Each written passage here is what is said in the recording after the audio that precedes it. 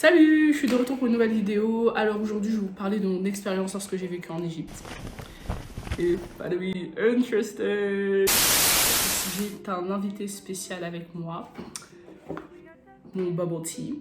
Donc je me suis fait un bubble tea. Pour ceux qui ne savent pas ce que c'est un bubble tea, bah, c'est un thé avec des bulles. Donc c'est des bulles de tapioca, donc voilà. Voilà. Je vous arrête parce qu'à travers la vidéo, vous avez sûrement pu le remarquer, j'arrête pas de regarder autre part que la caméra.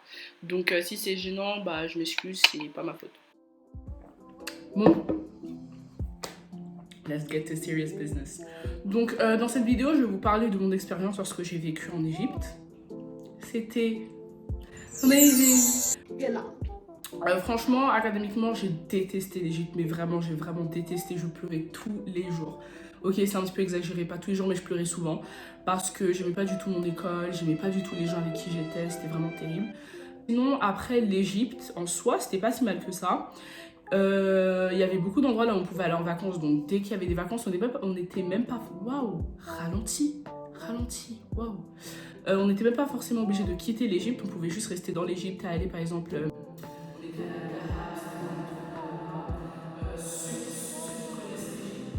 Et j'ai pas du tout aimé parce que j'avais pas d'amis. Je vais vous raconter une petite... comment ça se passait là-bas. Ok. Donc je vous explique. À chaque fois que j'ai essayé, par exemple... déjà, faut juste dire que j'étais la seule noire dans ma classe.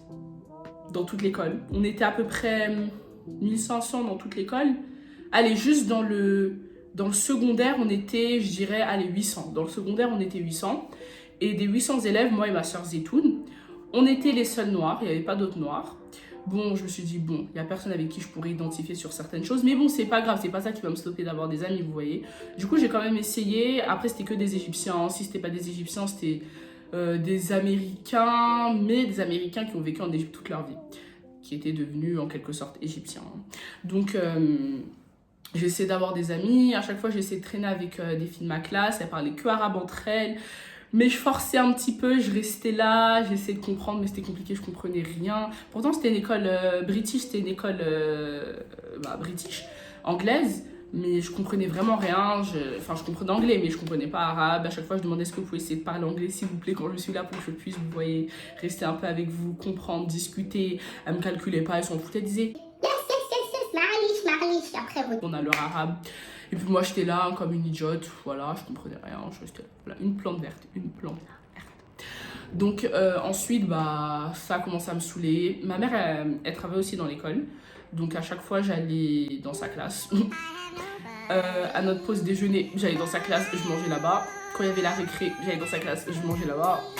Après les cours, je prenais le bus, je rentrais, je parlais. Ah si, j'avais des potes, j'ai oublié de vous dire, j'ai eu des amis. Mais par contre, c'était des primaires. Hein. J'étais en 3e, j'étais pote avec des CM1, CM2. Parce qu'on était dans le même bus, vous voyez, du coup, bah, c'était eux mes potes à cette époque-là. C'est cool ça. Mais sinon, à part ça, c'était un peu compliqué. J'avais pas d'amis, puis voilà.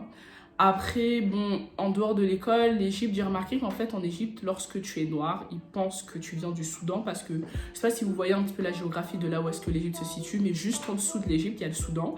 Et à travers l'histoire, il y a eu des conflits entre le Soudan et l'Égypte. Si souvent des Soudanais qui habitent en Égypte, et la plupart des Noirs qui sont en Égypte sont Soudanais, d'après les Égyptiens. Donc souvent dans la rue, je marchais, hein. Par exemple quand ma mère elle m'envoyait elle acheter des pommes de terre là, au supermarket qui était à côté, je marchais, les gens écrivaient Soudan. Quand j'étais à la caisse, non je viens pas du Soudan, je suis française d'origine congolaise, mauritanienne, je suis pas soudanaise, Mais bon, voilà, hein. Bon sinon à part ça...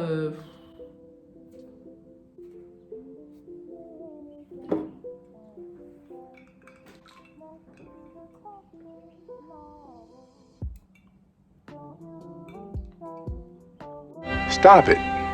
Get some help. Sinon, à part ça, c'est tout. 2 hours later. Ouais.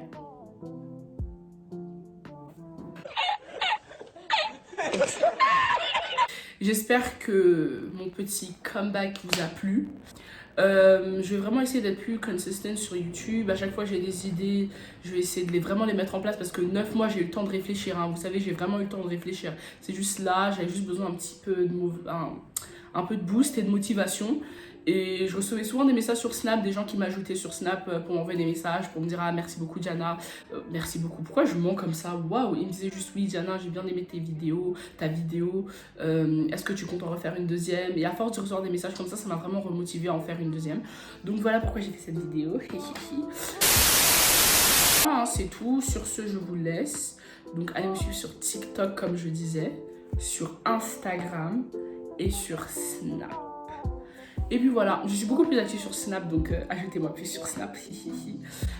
Sinon, voilà, je vous souhaite une bonne fin de journée. Et puis voilà.